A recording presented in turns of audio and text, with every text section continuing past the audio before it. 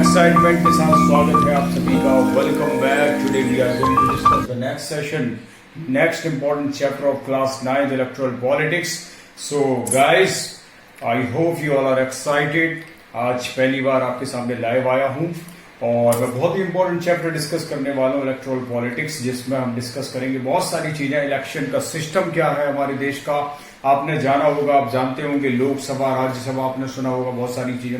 Election के procedure क्या होते हैं वो हमको ये पूरा चैप्टर सिखा देगा, तो हम डिस्कस करने वाले हैं। उससे पहले भी आपने डेमोक्रेसी और कॉन्स्टिट्यूशनल डिजाइन पढ़ा था। Okay, so I hope you got what is constitution and what is the overall features of constitution. okay, value of constitution, क्या values है, उन्हीं सारी चीजों के द्वारा तो ये इलेक्शन आया है ना, क्योंकि कॉन्स्टिट्यूशन में ही तो लिखा है इलेक्शन कमीशन क्या है। ठीक है, तो इसलिए डेमोक्रेसी की जरूरत क्या है हमारे देश में। डेमोक्रेसी नहीं होगी तो क्या देश का काम नहीं चल सकता क्या?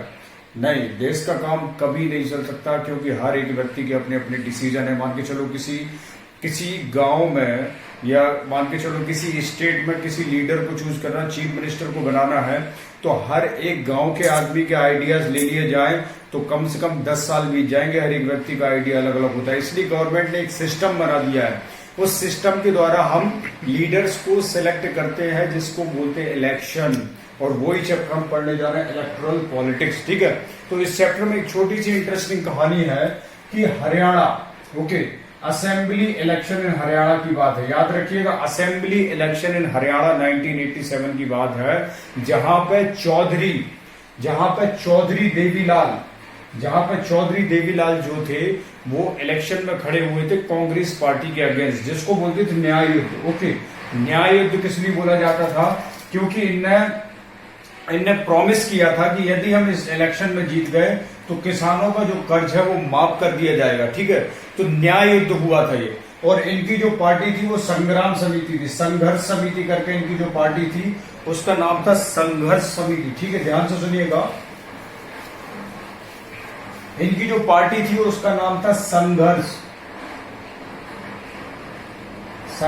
समिति।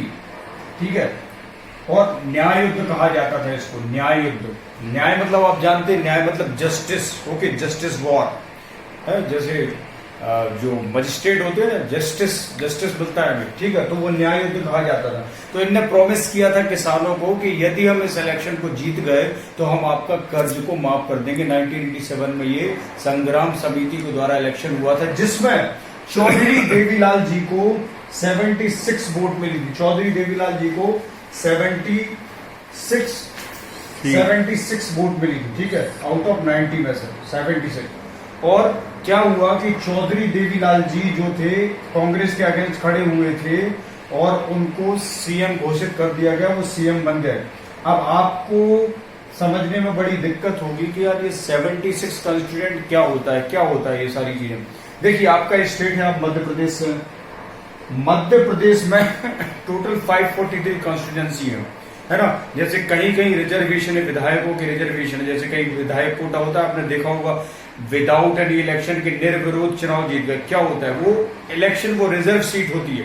ठीक है, तो ऐसे ही ये 76 जो कॉन्स्टिट्यूएंसीज है ये ऐसे बटी हुई है। देखिए, इधर से आए, इधर से चुनाव, ये तो पूरे स्टेट में से ये अपने एक एरिया में से एक विधायक चुना, दूसरे एरिया में से दूसरा विधायक चुना, तीसरे में से तीसरा, ऐसे करके 76 विधायक चुने गए।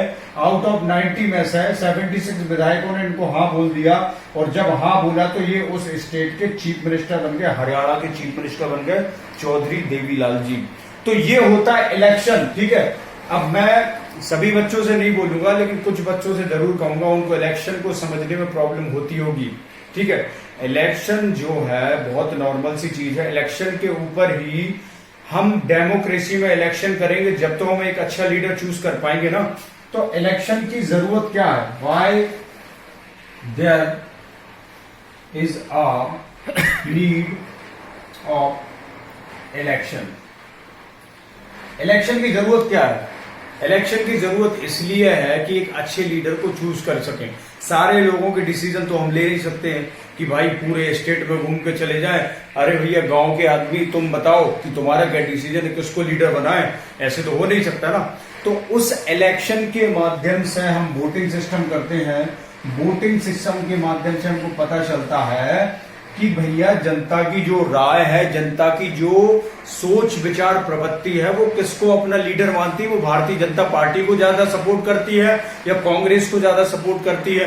तो वो वोटिंग सिस्टम से पता चलता है। हर साल आपने देखा होगा कांग्रेस जीत गई, भारतीय जनता पार्टी जीत गई। एमपी में कुछ समय के लिए कांग्रेस आई थी, कांग्रेस की सरकार गिर गई क्योंकि कांग्रेस की सरकार ने अच्छा काम नहीं कर पाई, तो लोगों ने बीजेपी को वोट दिया। तो उधर के विधायकों ने खड़ा किया, शिवराज सिंह चौहान मामा जी को चीफ मिनिस्टर बना दिया।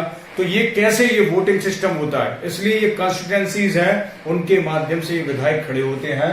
देखिए सिस्टम समझिए कि सिस्टम समझिए, हमारे देश में इलेक्शन होते हैं, ठीक है, इलेक्ट्रल पॉलिटिक्स, इलेक्शंस होते हैं। इलेक्शंस में लीडर्स चुने जाते हैं। जैसे मान के चलो लोकसभा के इलेक्शन हुए तो हमारे देश के प्रधानमंत्री नरेंद्र मोदी जी चूज किए गए, ठीक है।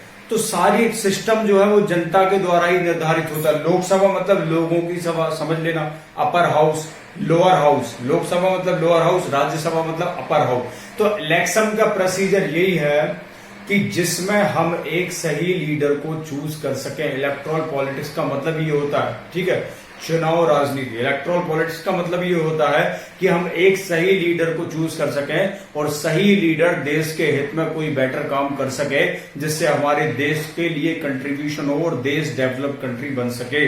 आज हम डेवलपिंग की प्रोसेस में डेवलप्ड कंट्री बनने जा रहे हैं, बनेंगे भविष्य में। तो वो सारा सिस्टम क्या, वो उस स्टेट की, उस देश की सरकार के ऊपर डिपेंड करता है कि देश का डेवलपमेंट किस हद तक, किस स्तर तक, किस लेवल तक होना है। तो इसलिए देश में इलेक्शंस जरूरी है और इलेक्शंस के माध्यम से एक अच्छा लीडर चूज होता है। और when we choose a good leader they may contribute for the welfare of this nation. That's why it's most important to choose a good leader for the welfare of this nation. तो I hope you got this point. और next session में हम discuss करेंगे, 2-3 part होने वाले हैं इसके erectile politics के। आज बेसिक बात करेंगे हरियाणा का इलेक्शन क्या था, हरियाणा की असेंबली में चौधरी देवीलाल जी चीफ मिनिस्टर बने, वो कैसे बने वो हमने डिस्कस किया। नेक्स्ट सेशन में डिस्कस करेंगे पॉलिटिक्स क्या होता है, इलेक्ट्रल क्या होता है, कैसे होते हैं इलेक्शन, ठीक है। तो इस तरीके से हम कुछ पार्ट कंप्लीट करेंगे, क्वेश्चन आंसर प्रैक्टिस करेंगे, जिससे आपकी प्रैक्टिस हो सके। रिवीजन करना बिल्कुल भी ना भूलिए, ऐसे ही करके आप सीख पाओगे। यदि सीखना चाहते हो तो if you want to earn something you have to learn something, okay. तो सीखोगे तभी तो आगे बढ़ोगे। थैंक यू सो मच, हमसे जुड़े रहने के लिए बहुत बहुत धन्यवाद।